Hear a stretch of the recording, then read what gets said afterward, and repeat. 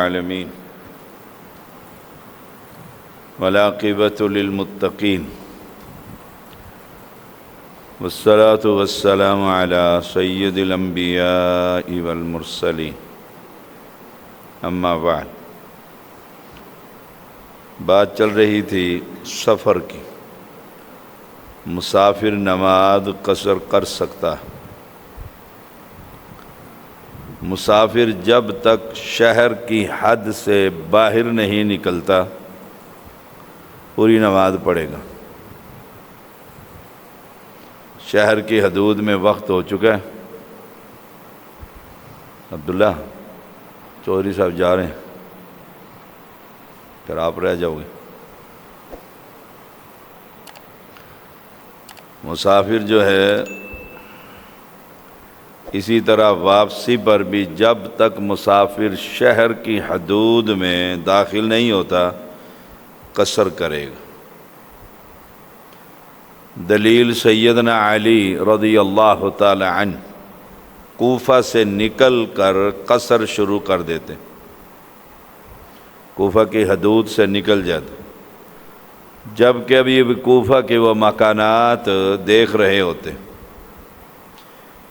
اسی طرح جب وہ سفر سے واپس آتے تو قصر کرتے رہتے۔ انہیں کہا گیا وہ سامنے تو کوفہ ہے، فرمانے لگے جب تک ہم کوفہ میں داخل نہ ہو جائیں قصر کرتے رہیں گے۔ صحیح بخاری پر تعلیقاً موجود ہے۔ ام المومنین عائشہ رضی اللہ تعالی عنہا بیان کرتی ہیں ابتدا میں 2 رکعت نماز فرض کی گئی، پھر سفر کی نماز کو باقی رکھا گیا 2 رکعت، اور حضر کی نماز مکمل کر دی 4 رکعت۔ صحیح بخاری 109 نمبر۔ سیدنا عبداللہ بن عباس رضی اللہ تعالی عنہما بیان کرتے ہیں اللہ تعالیٰ نے تمہارے نبی اکرم صلی اللہ علیہ وسلم کی زبان پر مسافر پر 2 رکعتیں اور مقیم پر 4 رکعتیں اور حالت خوف میں 1 رکعت نماز فرض کی ہے۔ صحیح مسلم 687 نمبر۔ حالت خوف کی نماز آگے آئے گی، ہم اس کی تفصیل وہاں پر پڑھیں گے۔ اب رہا سفر کب شروع ہوگا، مسافت۔ انس بن مالک رضی اللہ تعالیٰ عنہ بیان کرتے ہیں رسول اللہ صلی اللہ علیہ وسلم جب 3 میل یا 3 فرسخ کی مسافت پر نکلتے تو نماز 2 رکعتیں ادا کرتے۔ 3 میل، اس پر راوی جو ہے بیان کرنے والے اس نے پوری ایمانداری سے کام لیا، کہا 3 میل یا 3 فرسخ۔ بلال کوک ادھر آ جا۔ آپ صلی اللہ علیہ وسلم 3 میل کی مسافت پر یا 3 فرسخ، 3 ضرب 3 9 میل، 9 میل۔ اب 9 میل کے آپ کلومیٹر بنا لیں گے، کتنے کلومیٹر بنیں گے؟ 9 میل۔ سیدنا انس رضی اللہ تعالیٰ عنہ بیان کرتے ہیں رسول اللہ صلی اللہ علیہ وسلم نے مدینہ میں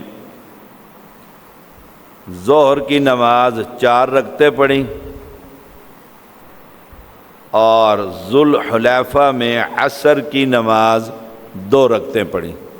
مدینہ سے نکل گئے، سفر جاری ہے، عصر کا وقت ہوا۔ صحیح بخاری ہے 1547 نمبر۔ اور ذوالحلیفہ جو ہے مدینہ منورہ سے 6 میل کے فاصلے پر، یعنی مدینہ کی حدود سے نکل گئے، اب عصر کا وقت جہاں بھی ہو جائے گا مسافر پر، نبی رحمت صلی اللہ علیہ وسلم مکہ کے لیے روانہ ہوئے تھے، تو ذوالحلیفہ پہنچ کر نماز عصر کا وقت ہو گیا، بس آپ صلی اللہ علیہ وسلم نے وہاں نماز عصر قصر کر لی۔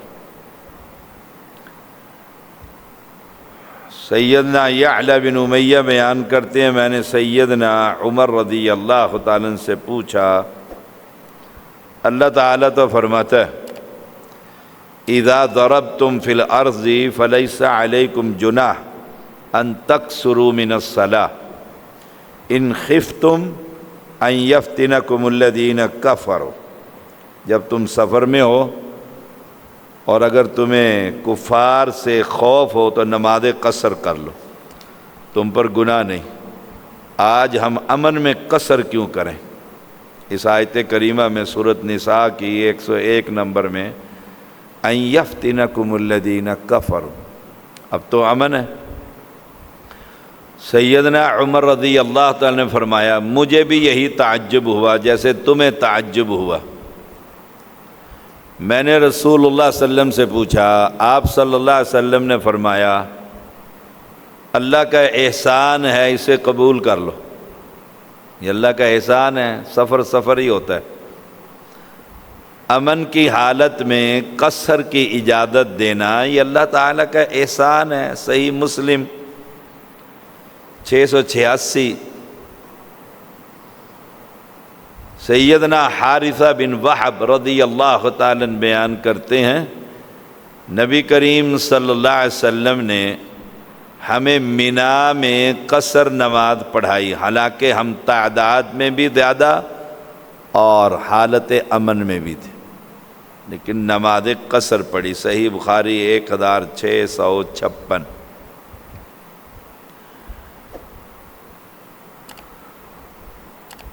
نصر بن عمران کہتے ہیں میں نے سیدنا ابن عباس رضی اللہ تعالی عنہما سے سوال کیا، ہم غزوہ کی غرض سے خراسان میں طویل قیام کرتے ہیں جہاد کے لیے، کیا پوری نماز پڑھیں؟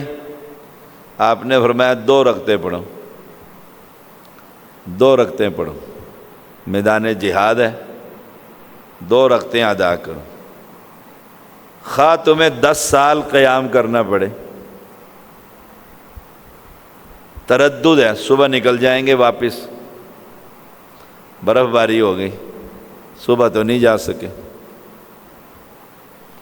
پھر تردد ہے۔ یہ تردد کی کیفیت ہے، کل چیک مل جائے گا اور میں تو کل چلا جاؤں گا۔ کل والے نے کہا نہیں جی آج تو پیمنٹ نہیں ہو سکی، کل ملے گا۔ یہ کل پھر ٹھہر گیا، نے کہا پکا بات ہے؟ نے کہا مسافر ہے، قصر کرے گا، تردد ہے۔